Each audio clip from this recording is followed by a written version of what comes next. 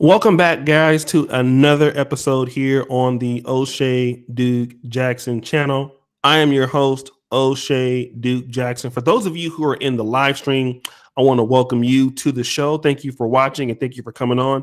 For those of you who are watching the restream, thank you for watching the restream, and I appreciate you for watching. Today, we have one of my favorite YouTubers in the entire WORLD on the show today. I've been a big fan of her channel for over a year. She didn't even know who I was, but I knew who she was. And she's just like always happy, always smiling. And she's a really, really, really, really very, very, very, very talented content creator. And that is the natural Ghana girl. And today we're going to be talking about if you want to move to Ghana, you must do these things first. And so let me just introduce her, the Natural Garner Girl channel. Thanks for coming on. That's all right. No problem. I'm glad to be here. All right. And Natural Garner Girl, just for a little bit, if you can, tell people what your channel was about and what made you come to YouTube. Okay, so basically my channel is about informing other people that want to move to Ghana and basically don't know where to start. It's very much a how-to, so how to get things done, the steps to take to move abroad. And also I share my own experiences of things that we've come across as a family as well, because I've moved to Ghana with my husband and we have 4 children now. And so basically I just try and help people as much as I can to do exactly what we've done. Okay. Now, people who listen to you speak know that you have a strong United Kingdom British accent. Yeah. So many people were probably wondering, like, you're living in Britain, you're from Britain. What would make you move all the way to Ghana when you're in a first world country, most likely doing very well?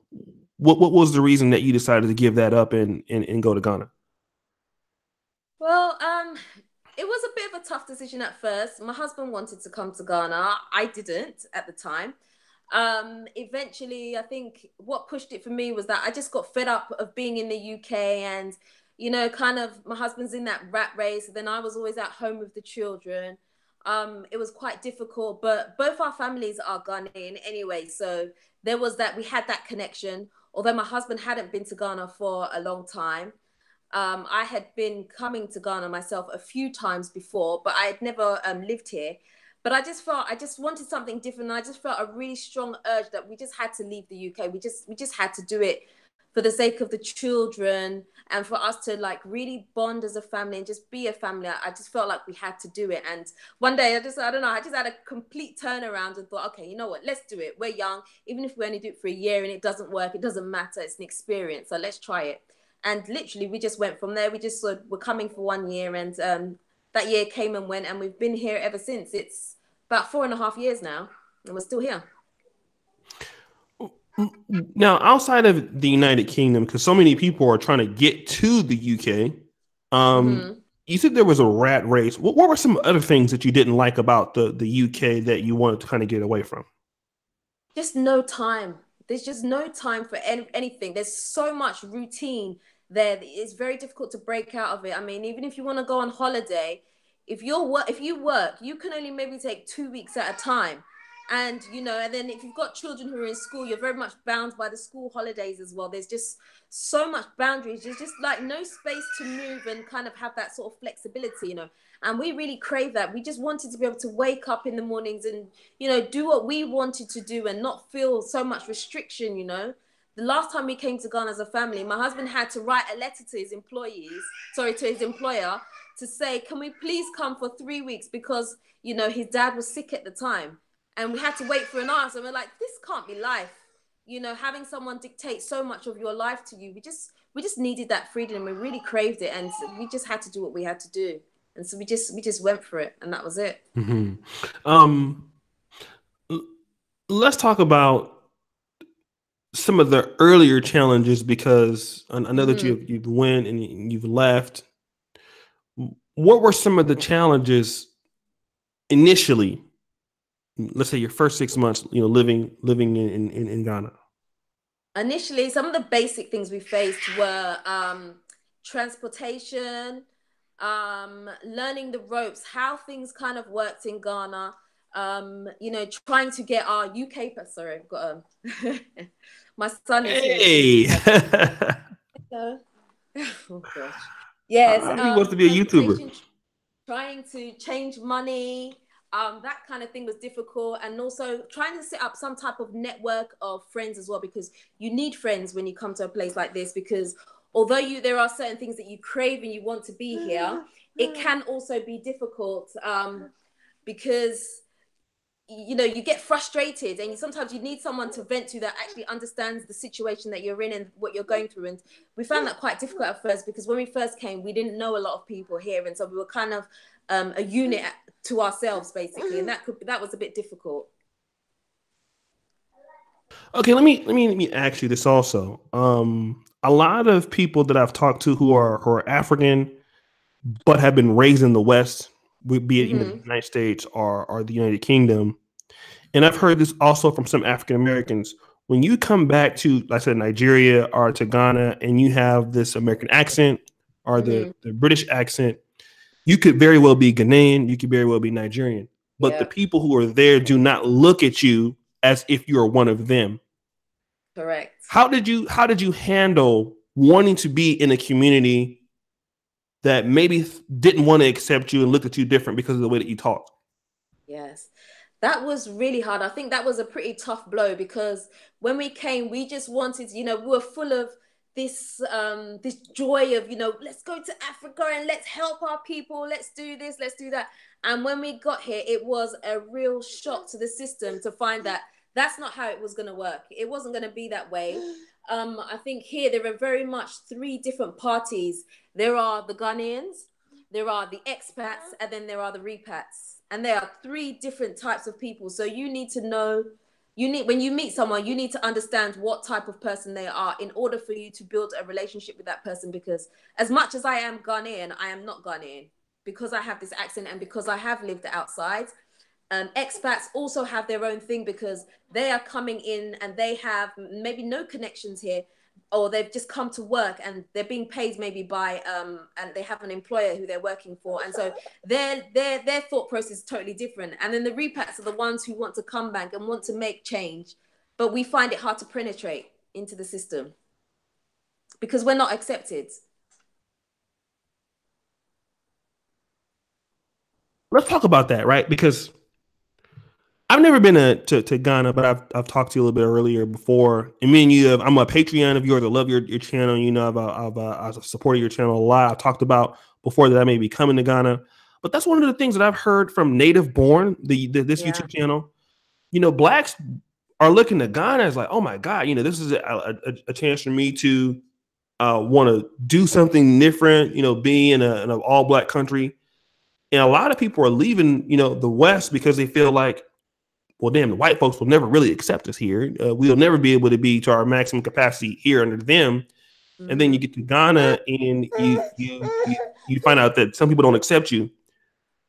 Yeah. Was that a reason that, how do you stay there under, knowing that that's how it is when you arrive? Because it's still the better option. It's still the better option than being in the UK and never being able to break through a certain barrier, never being really truly accepted over there, So even though it's difficult here, you kind of learn to work with it, and you kind of start to see who you can work with and who it's not going to work with. You kind of pick up the ropes a bit more and you start to accept it. And what will happen is the longer you're here, you start to find more people that think like you. And so you have those people around you and you kind of support each other, and you'll find that you're probably like a small group of people that think like you. And so that's kind of where your foundation has to stem from there. I don't think anywhere you go in the world is going to be perfect. No matter what country you go to, even if you decide to go to Israel, you're going to face another problem. Every country is going to have its problems. It's just what you can take. And for us, we can take this. We accept what we can do here, and we're working with that. Okay.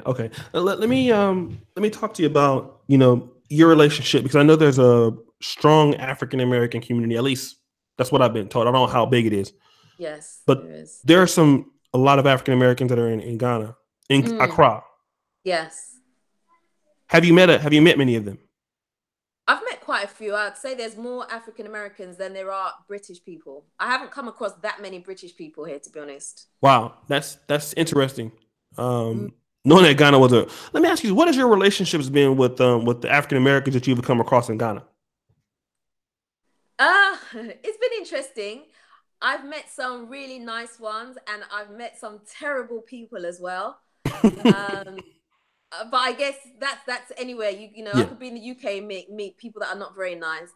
I think when it happens to you when you're in Ghana, it kind of it shakes you a bit because you're a bit shocked because you feel like if someone from abroad has moved to Ghana, you kind of feel like you're going to be on the same wavelength.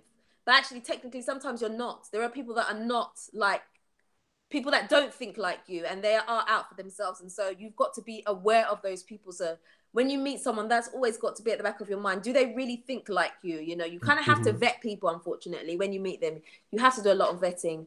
You know, there was a couple that came from America some time ago, and she reached out to me, and they had a few issues, and I really wanted to help, and so I did everything I could.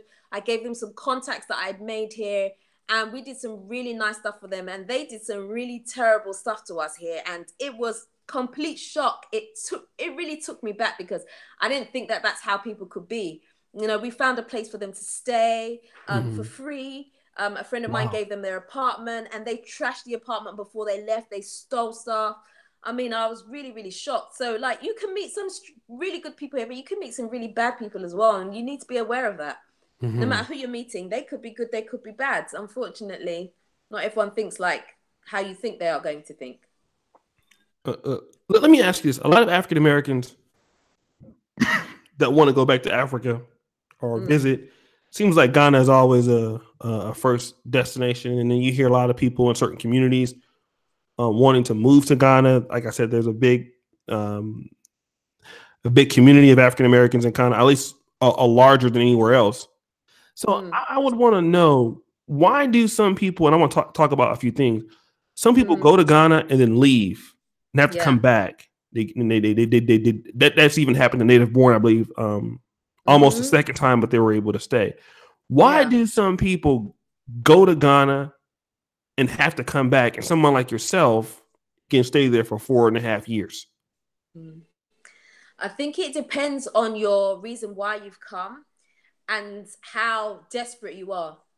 For us, we were very desperate that we didn't want to have to go back to the UK. We really, really wanted to make it work. Therefore, we decided that we were going to make sacrifices. So there's certain things that, we're at a stage now where we don't get to do. Like, we've just started building a place. So we miss out on a lot of things. We can't go and do takeout and be going out all the time with other people because the bits of money that we do have, we have to work on building our house. And so we miss out on other things. Those are part of the sacrifices. Some people can't handle that. They want to have that life of being outside and doing things all the time.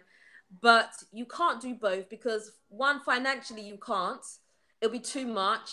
Um, it's very difficult. You have to know what you're willing to sacrifice to be able to make it. If you can't make those sacrifices, it will be very difficult for you. Mm-hmm. We know that, this is a season that we're going through. There'll be a time where we're not in this season anymore. There'll be a time when the building is complete and we'll have more freedom. Mm-hmm. It's what you can take. It really is. How many? I've seen some of on your channel, guys. I'm gonna put her link in the description. The Natural Ghana Girl. Yeah, I've seen some of your beautiful constructions that you and your husband have been doing. Marvelous. I'm gonna start hating on you because I'm jealous. I'm mad. Um, I'm just saying, 'cause I'm over here living in this little box over here. But your husband really does some really great work as far as a contractor. Is That's evident. How many units have you established since you've been in Ghana, and how has that process been building your home from scratch? It has been a steep learning curve. It really has. He's had projects, the ones that we set up a particular one in OEB.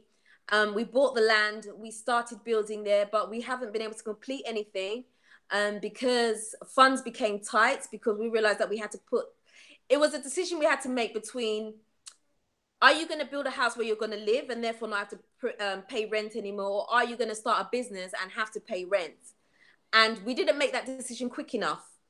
And so that was a big mistake on our part. And because we didn't make that decision, we found that we had locked up a lot of our finances. So it meant that building work had to stop. So although we still have that land there, we're unable to move forward with it at the moment until some of our finances gets released. And so we're waiting for that to happen.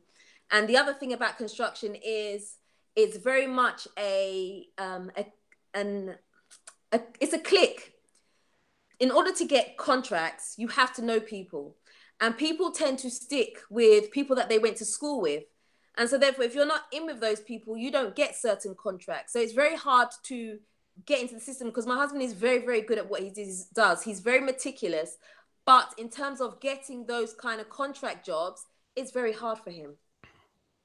Let me do this real quick. We have 92 people watching. We're live right now with the Natural Ghana Girl. Is hard to get her onto the live stream, y'all. The last time we did a show was almost, I think the last time you were here on this channel was almost like 10 months ago, right? Almost like 11 months ago. Yeah, it was. That's right. And I believe I was in the United States at the time. Yeah. Yes, you were. And your internet is much better right now. I remember we had a hard time with the internet. What improved? We've got a different provider. So before I was using a Surfline dongle. This time I have fiber optics. Oh, okay. Let's talk about that, right? Because this is interesting. I just came back from, as I was telling you before, I saw Wodima in Kenya. I was in Johannesburg, South Africa, and then I went back to Uganda. Yeah. One of the things that, as people like us who are in the YouTube space, and don't forget about me when you blow up now, because you know, your channel is still growing and you ain't posted a video in a long time. So when you get back and cracking, I know you're going to be up there. But let's talk about the internet situation in Ghana, because I heard it's very expensive and things like this.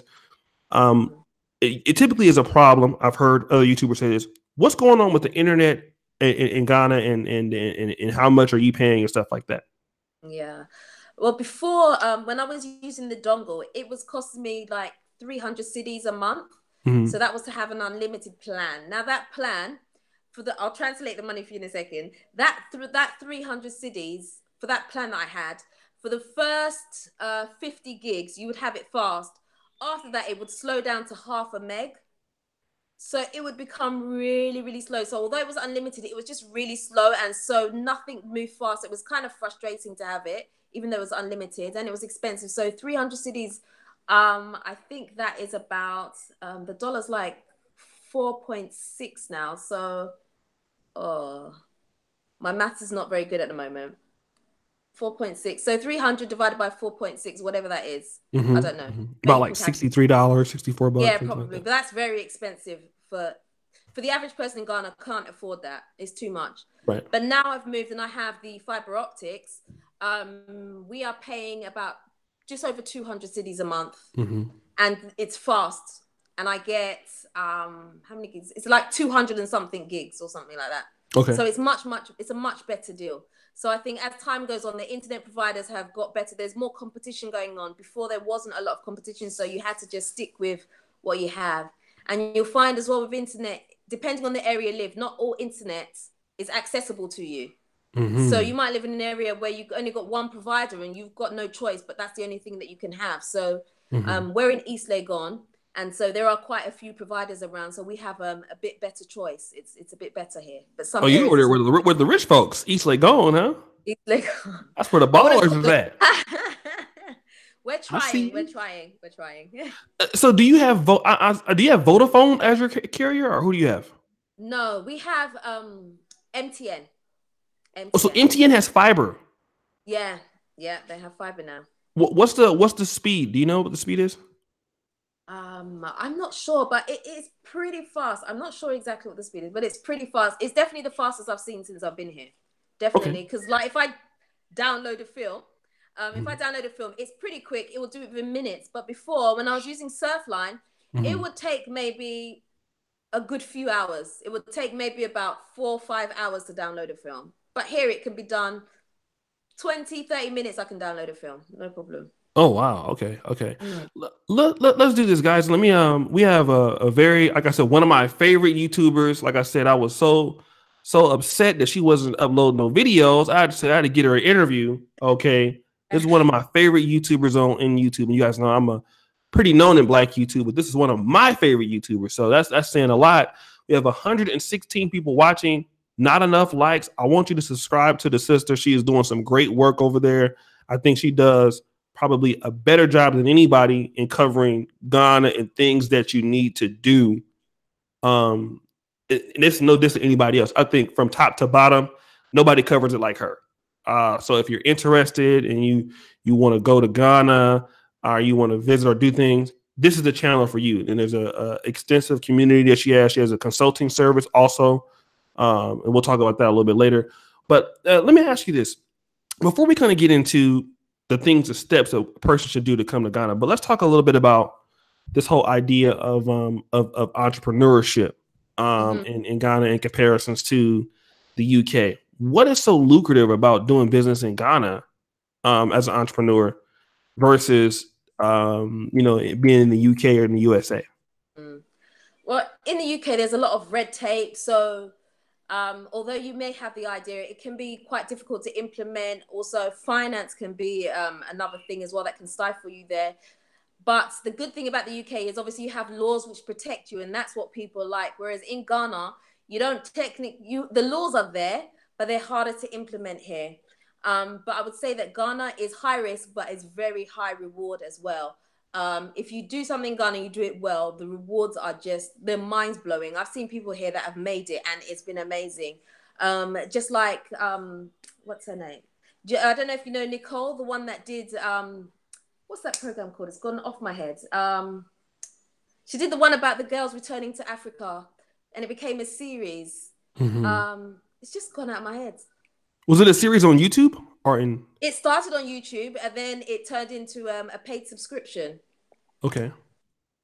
I can't remember what it's just gone out of my head. I can't remember. It will come back to me. But she did very, very well, and it was just about 4 women who wanted to move from America and come back to Ghana and live their lives and showing them, the different things that they had to face, the challenges. And she completely blew up. She's done so amazingly well here.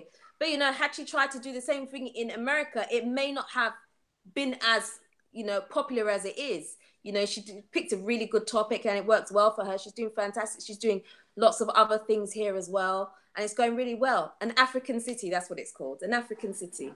Mm-hmm. Yeah. Is she an African American or is she like? Yes, she is. Okay. She is. Let me ask you this, and this is an honest question. I heard from like African YouTubers, like for example, like there are African American YouTubers that are in Africa. Typically, I noticed that those YouTubers do very well. British YouTubers in Africa or other YouTubers in Africa seem to have, I think the content is kind of the same or just as good. I think yours is very strong.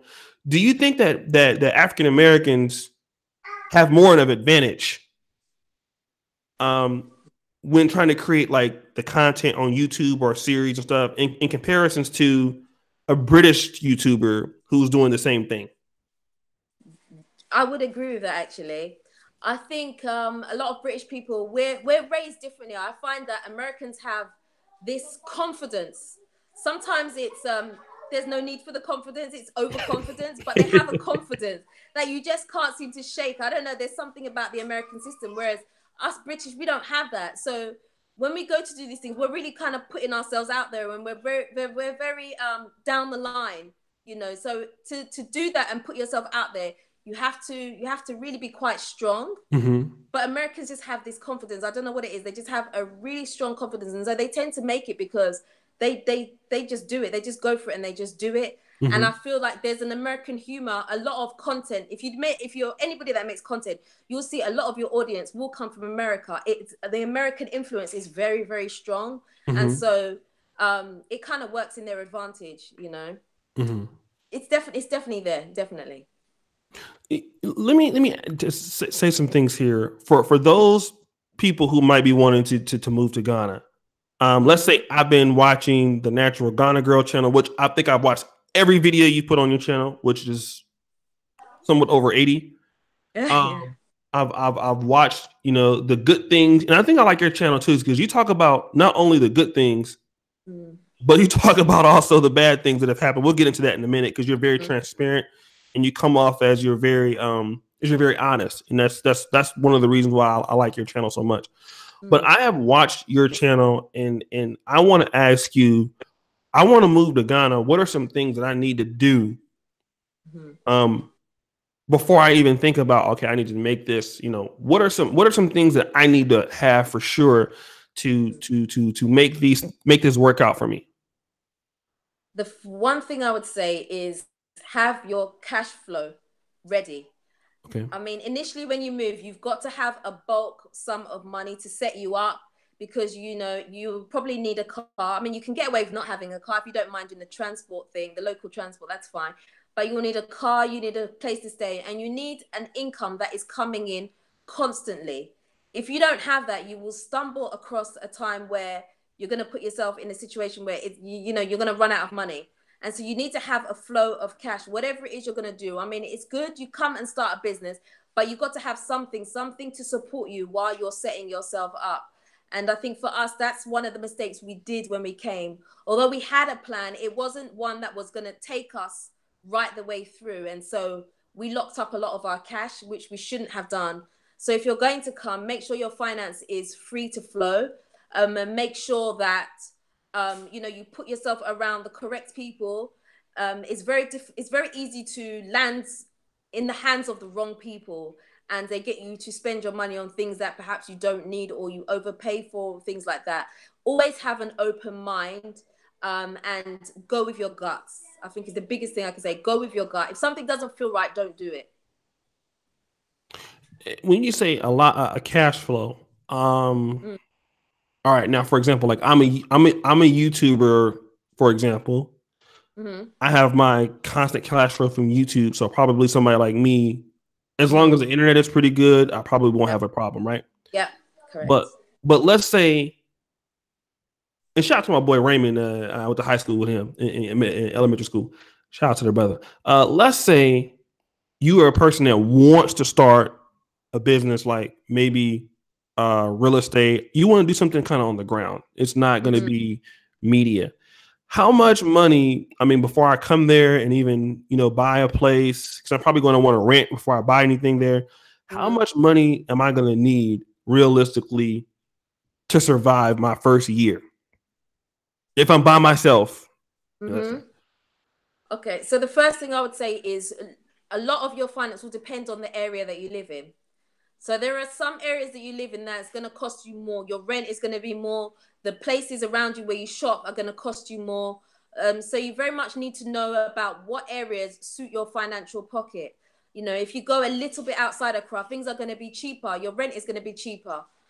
So you need to, that's basically the basis where you need to start from. Know what area you're going to move to. That will definitely be a big help. Oh, I think the internet's cut off. You disappeared. Oh no, I'm back. I had to get my phone. So let me ask you this: you initially, when you decided that you were going to go to Ghana, I know you're in East Legon. Everyone that knows about Ghana, East Legon. Yeah. It's one of the better places in the city. Where did you start off at, and then how did you get your first place, and what's the procedure? Yeah, I want to get let's talk about that a little bit if we can. Okay, sure. Yeah. So when we first came to Ghana, my dad was already living here, and he was living in Adenta. So we stayed with him for a couple of months, and then we just had enough. We needed our space. And so we decided to rent. So we rented in an area which was quite close to him. So we rented in an area called Ashale Botroe. And we rented there for 2 years. And that was fine. The area was lovely. It's exactly what we wanted. It wasn't too peaceful, but it had enough of people going around, so it didn't feel dead. It was perfect for us as a family. It worked. But I think the longer that we stayed there, we realized that actually, we need to think about our finance a bit more. And although the house is nice and it's not, we didn't pay too much for it. According to, if you're a foreign person, you wouldn't think it was that much. Because at the time we paid 1,500 cedis, which at the time was about £200 a month, which I guess would have been about $300 or so. I mean, you'd say that's peanuts a month. That's not a lot of money. But actually, when you start to live in the system here, you realize that actually 1,500 cities is quite a lot for here. And so what happens is the longer you're here, the more you start to understand the currency and you see that the things that you're overpaying for. And so when we were there, we thought, okay, we've got to come out of our shallow budget. Let's go somewhere a bit cheaper. So we went a bit further out. So we went to OUB where we were actually setting up our construction site, and we lived there for a year. And the rent was a bit cheaper. It was about 1,000 cedis a month, which was fine. And then I fell pregnant, and then we had to move again. We decided to move into my dad's place because he had a house which he was renting out initially to a company, which was in East Legon. So we had moved back to East Legon, but my dad's land was really big. Well, it's my mum and dad's land. The land was really big. So what we did was we took a portion of the land. So he has his house, and then we are next door to him. So we've got that, and that's what we built on. It was actually a boys' quarters, and we built and we raised up the building, basically. And that's how we got to East Legon. Otherwise, we would not be in East Legon. We don't have the financial pocket to live in East Legon. Now, you said there were some things that you were overpaying for initially that when you started to find out the system there. What were some of the things that you found out that you were overpaying for when you first got there? We were spending quite a lot on groceries because we didn't really know where to shop. And so we were overpaying for things because we were still basically living our lifestyle that we were living in the UK, and you can't do that. So like for the children, we would be buying breakfast cereals and stuff like that. And it's like triple the price here. And we can't do that. You can't live that way unless you have the means to do that. We couldn't live that way. And so we had to stop, and we had to change our strategy. So, instead of buying breakfast cereals, they would eat some of the local foods that are here, or you'd have bread. That's what most people eat here, bread and tea for breakfast and stuff like that. So we changed a lot of what we were doing, and also getting taxis. Sometimes when we didn't have a car, we were taking a lot of taxis. Sometimes we were being ripped off. We didn't understand the currency. If you don't understand the currency, you're bound to get ripped off. You definitely will. So that's the number one thing you got to do when you come in. You got to wrap your head around the currency and not change your city back to dollar and equate it that way. Because the minute you do that, you'll feel like you're getting a bargain, but you're not. We'll get into I know you homeschool your children, right? Yeah. Okay. That's a topic I would love to do another show with you on that. But let me talk to you about also, when you want to, start businesses and things like this, one of your favorite videos that you did, are you willing? I think the thing was, are you willing to pay? Is that what the title of that video was? How much are you willing to pay? Yeah, it was something like that. Yeah, I know. Even I be forgetting the title of my videos after I did them. I'm like, what the hell did I talk about? This is a very unique perspective because a lot of people. Let me see if I find out. I see tribalism in Ghana, healthcare in Ghana.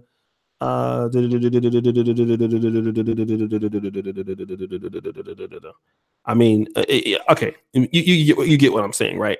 How much are you willing to pay? That video. Yeah.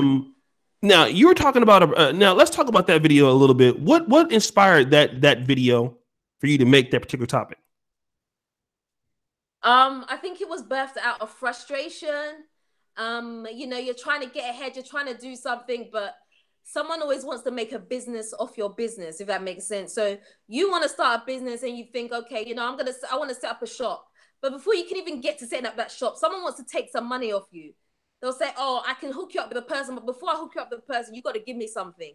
And so it's like so frustrating. It's like, I want to come in, I want to help you, and I want to bring something nice to the community, but you want to make a business off my business. And it was just the frustration of it, even getting a simple driving license. To get a driving license, back then you had to pay someone to help you get your driving license quicker. Otherwise, it will take you so long. So it's like, are you willing to pay for these things, these shortcuts? You're basically bribing someone or getting someone to help you do something to fast track it for you, whereas it's already their job. And so it's birthed out of a lot of frustration. So, what are you willing to pay? Are you willing to pay, when the police officer stops you and says, oh, I'm not accepting that license, or, you've done this or that. Meanwhile, you haven't done anything, but to just get on with it. Are you willing to give that police officer 10 cities or 20 cities just so you can be on your way? Will you pay for it? What are you willing to do? Let's talk about that. I mean, you had an interesting video on a car accident that you had. Yeah. I hope it's like too dramatic, but it was a great story. Can you talk about the car accident kind of a little bit, because it was interesting? I think it gives a little bit of perspective as to what you're talking about right now. Yeah, so basically we were driving along, and then the person in front of us broke, and then we broke, and then the person behind us didn't brake in time, so they went into the back of our car.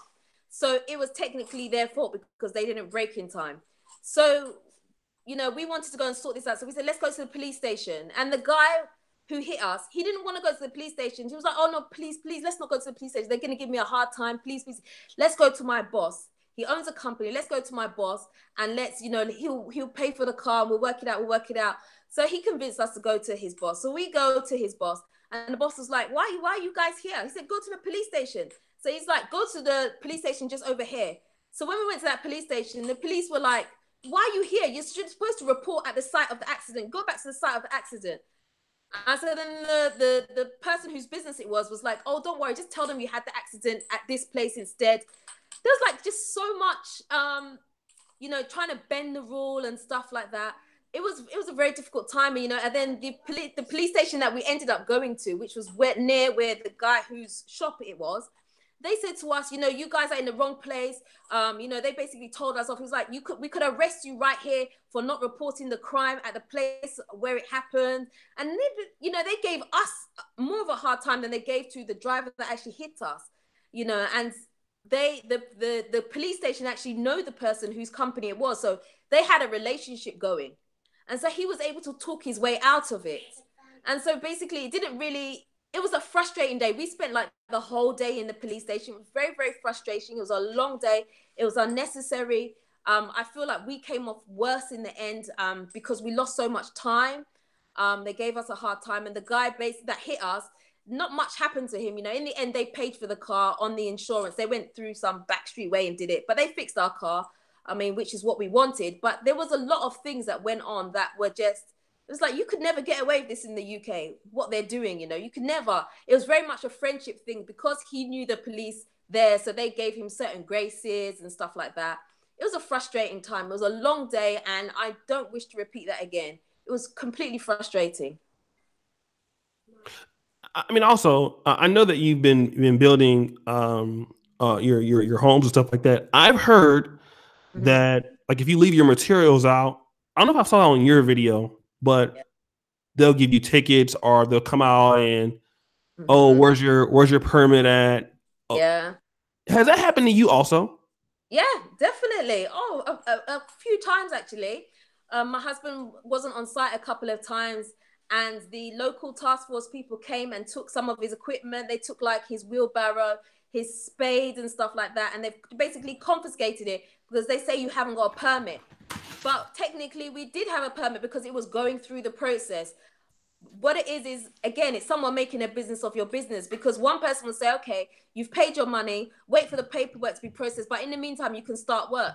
And now another person will come and say, oh, well, I don't know anything about what's happening there. That's got nothing to do with me. As far as I can see, you don't have a permit. So we're taking your stuff, we're confiscating it. If you want it, you come back, see us in the office and pay us. Again, even though we've got an application which is ongoing with you already. So it's like they're trying to take from you twice or three times. Sometimes they'll come and they'll write on your wall, stop work, produce permit. And it's frustrating because you've got an application going through. So one person will say to you, it's fine, you can start work, we've got your application, it's in progress, no problem. Another person will say, no, you can't do that. They don't communicate necessarily in the different departments. So unless you know someone who will say, oh, it's okay, that person's okay, leave them, you'll find that you'll have an issue. So let me do this. I'm gonna keep you too long. You got about 10 more minutes left for me? Sure, yeah. Okay. This is what I want to know, because it seems like there's another YouTuber that's from the UK. Yeah.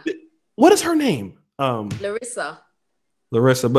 The only way is Garner. The only way is, yeah. She has a really kind of she has a really she has a spunky attitude. Like she's the very like she's like really. I like her channel. Her channel is really good. She's building some homes also, just like you were doing.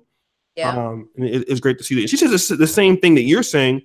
Let me ask you this, because I saw you on this one show, that you posted. It was a really a talk show in Ghana when you and some other young ladies. Yeah. You were talking about this guy Mm-hmm. who like was very poor and made a whole lot of money in Ghana. Let's talk about the business thing, because a lot of people know that if you're African American or you're expat, you're not going to be able to get a job in Ghana, and your channel covers that. I don't want to. So, guys, if you want to look at her videos on that Ghana pay and Ghana salary, please check her channel out. Like I said, she covers these topics better than anybody in the diaspora, for sure. If you want to know about Ghana, there's nobody that covers it to her extent. I can tell you that for a fact. Nobody covers it like her. She's the best. She's the best person. Most people know that if you're going to survive, you're going to have to come over and be an entrepreneur in Ghana. How do you get that started? Because for people who are doing, I heard if you want to get a business, started in Ghana now, that you're going to have at least like $250,000 minimum invested in the country.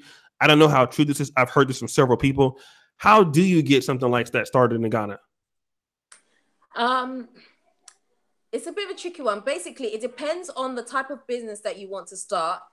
If you don't have any Ghanaian roots and you're setting up a business yourself, then depending on the value of your business, they will tell you how much to pay as a foreigner to have the business owned yourself. If you go into partnership with a Ghanaian, the cost is then, I think it's split in half. So I believe it starts at like $50,000, if I'm correct. I can't remember. I haven't looked for a long time. It's something crazy like that. But it depends. They work it out according to the value of your business. So if your business is only worth $10,000, then obviously they will, what's the word? They'll work it out for you, basically, how much it is, the ratio. They'll work it out. So there is no exact answer to that question. It depends on your business, the type of business, what your business is worth, and all of that. It's possible to do it. So people do it that way sometimes. They get a Ghanaian involved in order to lower their costs so that they can start the business. Or there are some people that can afford it and they just start. It really depends on the kind of business that you want to start with, basically. But a lot of it is who you know. And I can't stress that enough. Garner, anything you want to do here, it's about who you know. If you don't know someone, you need to get to know someone. And the way to get to know someone is you go out and you mingle with people. You go to, places where people sit down and drink after work. You go to those places, you talk to people, you establish friendships, and that's how you get in. You won't fully get in because you didn't go to school with them, but you can get your foot in a bit, and that's how you make these friendships. Somebody that knows somebody else. Ghana's quite small, so it's quite easy to do. You had an interview with a young lady that you interviewed her, and you do some really good interviews with people that are doing some things in Ghana. I know one lady was like her husband was a pastor, but there was one lady who was a musician or singer. Yes. And let's talk about that real quick. She was trying to get her career started in France, but let's talk about how her career ended up in Ghana. Yeah. So basically, she came to Ghana because her husband got a job in Ghana at the time, and that's what she does. She knows singing, and her career kind of took off here because she was taking her children to school one day, and she was talking to another mum, and the mum was like, "Oh, what do you do?" And she said, "Oh, I'm a singer." And she said, "Oh, well, she's got a party. She said, please, would you come and sing for me?" And And it kind of spiraled from there because someone saw her sing, and then she took off, and then she ended up like singing for the president and all kinds of things. So she was able to get into that elite sort of spectrum just through that mum speaking at the gates, because all the schools here, they're privatized. So if your child goes to a good school, the chances are, you're around some pretty good people that can probably got some good contacts for you. And so that's how she got in there. And quite a few people have made contacts through the school playground and stuff like that. It's very much that way because the schools here cost so much money. For your child to be in there, you got to know some good people. Okay. Let me ask you just about 2 or 3 more questions. So let's say this. Let's talk salaries right now, right? Let's say if you have an income, we'll play like the game of too low or too high. If I have $2,500 coming in a month in Accra, it's steady for some business I already have or some business I have there. Can I survive in a decent way in Ghana, in Accra somewhere on this salary? Absolutely. Definitely. Okay. Yes. For sure. What kind of life can you live with that kind of money? Knowing what you know now. A good one. I would say you need to take the bulk out for your rent. I don't know if we're talking about including rent or not rent. Yeah. I mean, let's say $3,000 and let's put rent in there. Okay, so if you get a place, you can easily rent a place in East Legon for $1,000 a month. Okay. Yeah. After that, everything else is basically your expenses. You're living good. Trust me. If you've got $2,000 after you've paid your rent in your pocket, you're living good. There are people here that are Ghanaians that live well, and their salaries maybe like 3,000, 2,000, and they're living pretty good. So if you're coming with dollars like that, you've got nothing, absolutely nothing to worry about. You can eat out every day if you want. Let's talk about the help that you have. Like, I know that you've had some interesting situations with, you've had people come in and help you, maids and stuff like that. For Americans, we've never had anything like that. But let's talk about the additional help, the positives of that in Ghana, and some of the negatives. Do you have house help now, like you used to, or? Yeah, we used to. We don't at the moment. Just for various reasons, but we will get one again soon. House helps are good, but they are very hard. It's very hard to find a good one. Mm-hmm. You have to be, if you're going to get house help, be willing to train the person intensely. It's not like if you were abroad and you'd say, okay, when you come in the mornings, I want you to make sure the floors are swept, and then I want you to go and do the shopping and come back. No. You've got to put in steps, step by step. Start with this. Sweep from here to here. Literally, you have to go baby steps with them, and you have to train them really, really well and be very, very clear. Do not leave anything to their own imagination to kind of do stuff. You have to be willing to train, do a lot of training, and repeat yourself several times before the person understands it. Mm-hmm. And also, you have to keep an eye on them and know the person. You have to know where the person lives as well, just in case anything happens. It's a lot of work. It's not just like, oh, you do house help, okay, come and you can start working for me. It's not like that. It's best to know, if you want to hire someone, it's best for you to know someone that knows the person. Therefore, there is a chain. If you just hire someone randomly, there are a lot of things that can go wrong. I've heard of people being robbed by this person. I've heard of so many horror stories of things that have happened. So you've got to be very careful. House help are very, very convenient, but they are very, very risky as well. Mm-hmm. Okay. Let me give a shout out to a few people. And guys, this is what I want to do. Natural Ghana girl. Now listen, she does have, before we kind of end this show, all right, some of our people, and I hate to say this, we have people that want to help us. And she didn't ask me to say this, but I'm going to say this, right? She has one of the best YouTube channels for Blacks in the diaspora that want to do things in Ghana, and she does it for no charge. Some of our people, I'm talking about African Americans, we messaging her, asking her to give us free consultations about certain things. Listen, y'all know that in that YouTube is it's actually more expensive for her to do YouTube in Ghana than it is for us to do it in America, right? Talk about the cost that it costs you to do your channel in Ghana. Let's talk about this so they get a perspective. Yeah. To do my channel here is very expensive because obviously, firstly, the internet is really expensive. It's very time consuming as well doing it over here because sometimes your internet's not fast. So you spend ages just editing, trying to get your work done. The equipment, buying equipment here, it's not the same price where you'd buy it abroad. It's probably double the price. So the stuff that I need, you need lights, you need that stuff. So you'll see some of my videos are quite dark because I don't have the correct light, or you got to go and sit in a spot and try and adjust to get the right lights. It's very difficult to do it here. It's not as easy. I love to help people. I like to help people as much as I can because I'd love someone to do that for me. But it's not always, I can't always do it. It's tough.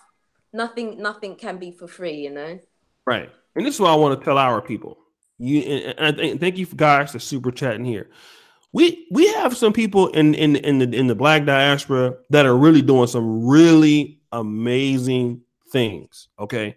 And not only do I want you guys to go subscribe to the channel, I know everybody's not interested in going to Africa, but for those people who are interested in going to Africa, listen, this is a business for her. She's out there with her husband. She has to take time, and I'm going to send her a donation because she's coming on to here to talk to us, right? And we have people that are doing some amazing things in the Black diaspora. I'm talking about some amazing things. And her channel is one of those people. So if you're going to be emailing her, asking her for certain things, listen, it's nothing for you to drop some money or whatever her price is, because I'm telling you, it comes back. We need channels like this because, again, you need a connection when you go to Africa. I can tell you that right now. When I went to Kenya with Dr. Mumbi, do you need a husband? No, she don't need a husband. Get him out of here. He can't even spell. Hisband. You know, the live chat is going right now. No, she don't need no husband. Fool, get him out of here. You need a spell check. Get his ass out of here right now. Dummy. Okay, so let's talk about your consulting service real quick before we go to the last question. How can people reach you and pay you? Okay, you hear what I'm talking about? Black people. Pay, P-A-Y. How can they reach you and get your services and stuff like that for more general information about doing business in Ghana or coming to Ghana? Okay. So I had it up on my website that I was running. So I was running a website which was an extension of my YouTube channel. Mm-hmm. But what happened, I had to kind of scrap it because no one would ever come and look. And so obviously I'm paying for, web hosting and all that. And nobody was looking at anything. I tried to set up a forum so people could chat and stuff. Nothing worked. So in the end, I scrapped it. Okay. My website is still there, but it's all mother and baby stuff now. Okay. It's completely changed. But I still have a section on there which is about Ghana. So some of the stuff that I had written before is still there. So the consulting thing, if you message me personally, I will tell you how much, what it is I do. So if you just want some general information, it was I think it was $25 or something like that to extract information out of me. A lot of people don't want to pay, unfortunately. $25? People don't want to pay. I'm telling you, people don't want to pay. People don't pay. $25 is nothing, right? People don't want to pay. You'd be surprised. I've had people say, oh, okay, I'll get back to you. Or they want to come to Ghana and they say, oh, can you meet with me? I really want to ask you a couple of questions. I'll say, okay, that's no problem. But, I can't just come there for free. You have to pay me something. Oh, I'll get back to you. And you never hear from the person ever again. I've had it happen several times. Several times. That's us. So. It's how it is. So this is what I'm going to tell you. I hope none of our people go over and do that. Okay, guys, because like I said, we have some really great content creators in Black YouTube. Now, she really doesn't be in the Black American YouTube section space like that, but I want to start bringing her on a little bit more because she is such a strong content creator. I want to promote Natural Ghana Girl. She's out there with her kids. She's an excellent content creator. I think she's very, very talented, and I want to bring her on more if I can, as she's busy, not just once a year, because she's very good. Like I said, when it comes to that, it's very good. So we want to help build our people up that are doing some great things. I don't really work with a whole lot of female content creators, as you know. I work with mostly Black men, but this is a really strong one. I mean, super talented. Like I said, very, very good, very talented, very strong, and in the knowledge of doing that. So the last question I want to ask you is, and guys, if you want to support her by the PayPal, send me your PayPal link, guys. And if you want to support her, send her a donation, something like that. If she wants to do that, I'll let her do that because she does really good work. I want to know that since you've been there, what are some of the biggest opportunities in business that you think that people from the diaspora can come over and monetize? I know one of them was like if you were able to do like towing. You talked about that one time, but what are some things that you see that people can do if they want to come and do stuff in Ghana? What are some of the opportunities that you see? School, anything customer service based. Customer service here is very much lacking. Even if it's setting up like a training program to get people to train their employees to do better customer service, that is definitely needed here because a lot of the places here fall very short on that. The workers, they don't know how to do it. Because I've gone into a shop before and I said, excuse me, do you know where this is? And the person's walking away and telling me I'm coming. There's just no sense of any of that. Schools, definitely, if you can start some sort of primary school or nursery, creche, that kind of thing, that does excellence, you got no problems. You'll definitely make it. If you can do it for a good price, you will make it because schools is big business here. Oh, really? Okay. Yeah. And you mentioned also that public school is not free in Ghana. It's a price, right? Education. That's right. Yes. They have brought in some free education now, but it's for, like you say, the public schools. But there is a limit on that as well. So it's not the best. If you're from abroad, it's not the best. It probably wouldn't suit your children. Okay. Wouldn't shoot your children. Okay. Well, this is what I want to do. I mean, I'm not gonna hold you too long because I know you're a mom and you're homeschooling your children. So this is what I want to do. I want to thank you. Shout out, give this to her, brother. I'm definitely gonna do that. Rain. I'm gonna send her that and some more. So thank you for coming on to the channel. Again, thank you to Mr. Patreon, Super Triz. Like I said, you're a really strong content creator, and I know you've been a little bit down on YouTube, but definitely the last few months, this is one of the people that we should be supporting. For the O'Shea keep the money for himself. I actually do support. Tell him, Natural Garner Girl, do I actually support, right? Yeah. Every month without fail. Absolutely, you do.